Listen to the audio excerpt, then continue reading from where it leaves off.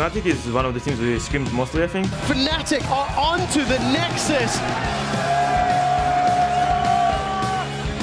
I just think that people disrespected Giants. Whoa! Frederick with the timing! Oh, that was brilliant! Rocket, get the Nexus tower. Rocket, turn to the Nexus. Rocket changed the 2 play. I think they're only gonna get stronger. Flying Ignites, burning poisons, ticking. Fox gets another kill for SK I Gaming. definitely think Fox is one of the best mid laners right now, so that makes them really scary. Copenhagen Wolves have done it! I think they're still one of the weakest teams, but we should win it.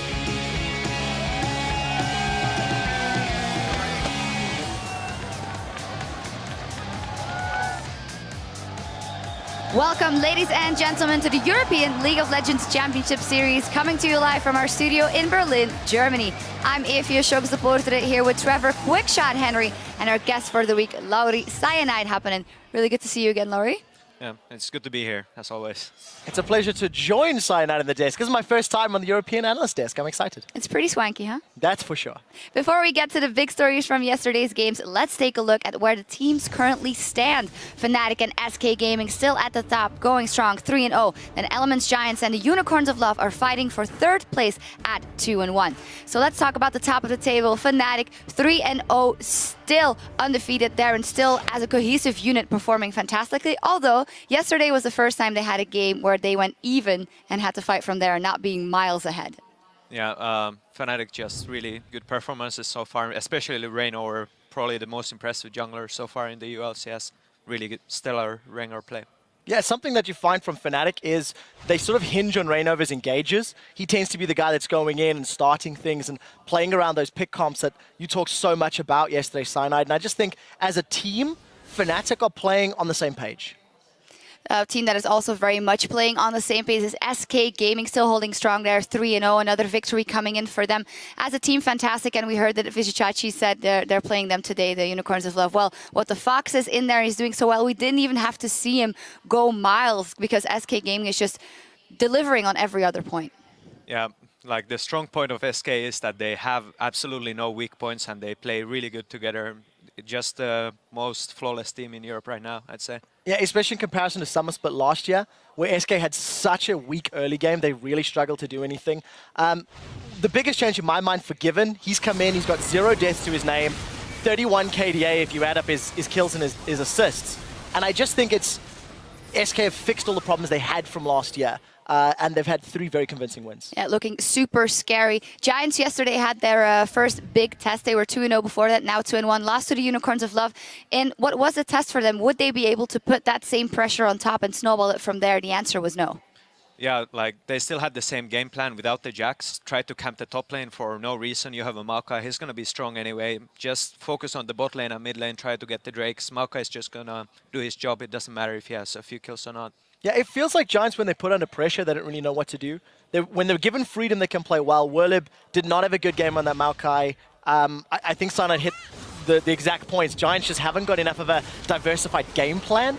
And this is something they have to learn, something they have to adjust to if they want to pick up wins in the LCS. And finally, another champion we saw yesterday wasn't banned for the first time, got picked 3 times. Rek'Sai, unbelievably scary when we saw him play.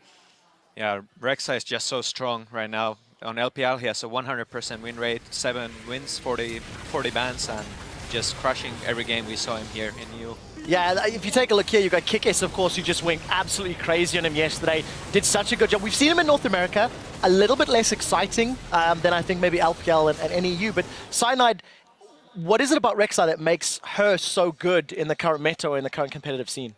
She just fills all the slots that you need from a good jungler, like really great early, decent scaling. You have a global, like mobility is just insane. She's overall extremely strong and she needs to get a nerf or it's just going to stay at the same level. Well, Cyanide said it best. Yeah, super scary. That wasn't all that happened yesterday. Thursday's games had you guys taking to Twitter. So let's check out your favorite LCS big plays. First up is some fancy footwork and a ride on the Thresh Express that got Overpow out of hot water against Fnatic from @DRockWarshanks. A hop, skip, a flash, and a lantern. Overpow's acrobatics and Vander's clutch lantern were definitely LCS big plays. We'll get to that in a second. Reignover, he's on the hunt, thrilling hunt rather. Gonna lock down Overpow. That was just, oh, he's hopped, he's skipped, he's flashed. And the lantern! Vander gets him out. I thought that was so simple that Overpower was going to die. Well, I can't quite deliver it as well as you, Quick Shot, but Cyanide, how did Overpower live there? Yeah, Rainover just trying to be a good team player, leave the kill. If it was me, I would have just totally kill secured that, but just me.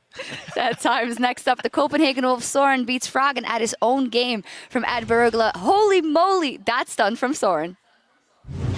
Quite a lot of farm on Lulu as well, so he should be fairly happy. And Froggen Going to get the jump in, and he does be able to get quite a lot of damage going in with the Spirit Rush. Oh, he needs another attack, and he's not going to get it. And the turret takes down Froggen. Soren coming up with a kill. Wow, Soren here landing that very, very important stun to Froggen.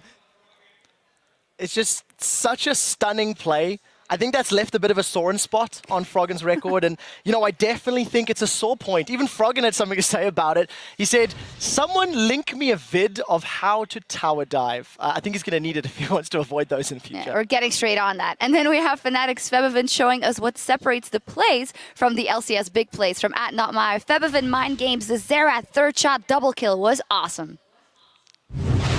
Buster shot kicks Rainover away. Meganar. Overpower's come in. Meganar stuns Yellow Star against the wall, but Overpower's got no support. We see the right of the Arcane. Shots coming out. Flash, boomerang blade. The third one gets a double kill. And Willop walks in to his own teammate. It's flying. Double kill.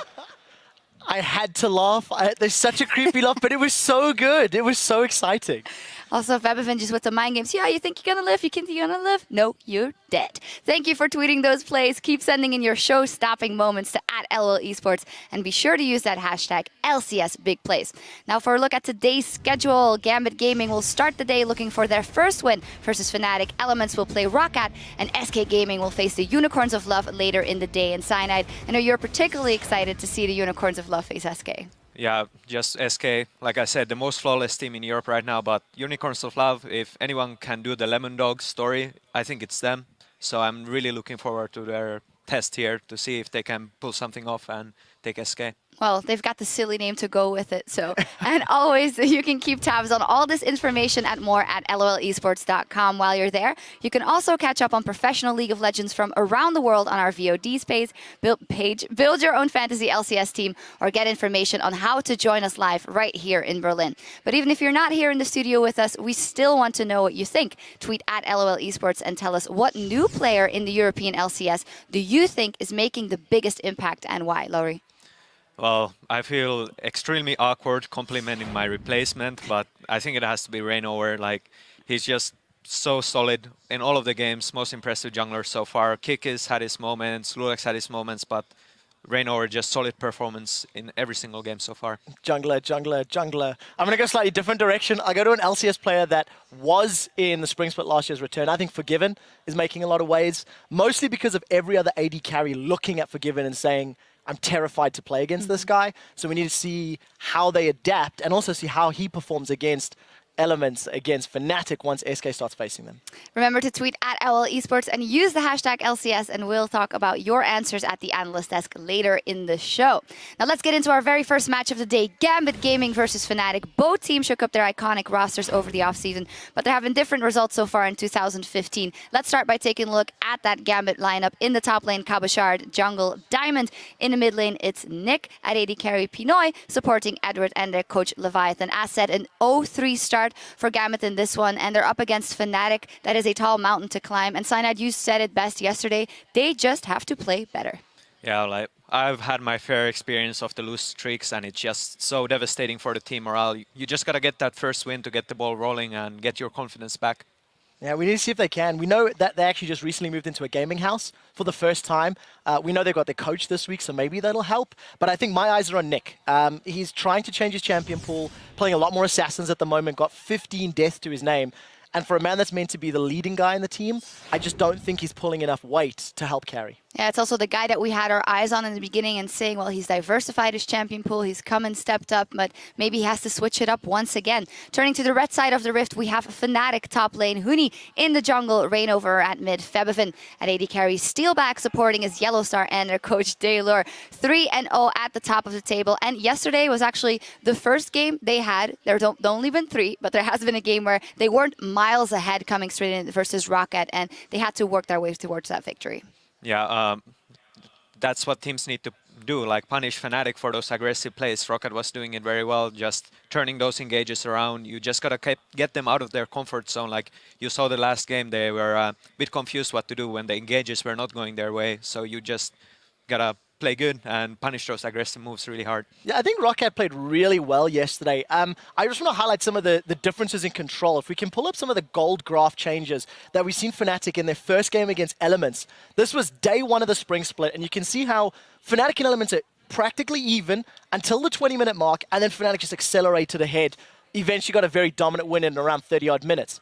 If we contrast that to Rocket in the next graph, you'll notice that Rocket had a similar situation, a little bit more back and forth before 20 minutes, but the important note is at 40 minutes, Rocket clawed all of that control back. They brought the gold graph down, and Rocket actually made some misplays in positioning, I think, which allowed Fnatic to jump on them. Sinat, I just want to ask your opinion on Fnatic, because you've been saying that they only play this like pick-style comp. We were discussing in the game yesterday how Fnatic were not punishing the map in the side lanes, and they kind of like stalled, really. Is there weaknesses in Fnatic's gameplay that other teams can notice and try to exploit in their style or their side lane management? Yeah, see, Rocket was just grouping, and Fnatic couldn't find those picks, and they really didn't know what to do. Their wave control was lacking in a way that the waves were not being pushed when they should be, and they were just running around the map not really knowing what to do because they couldn't do their usual picks.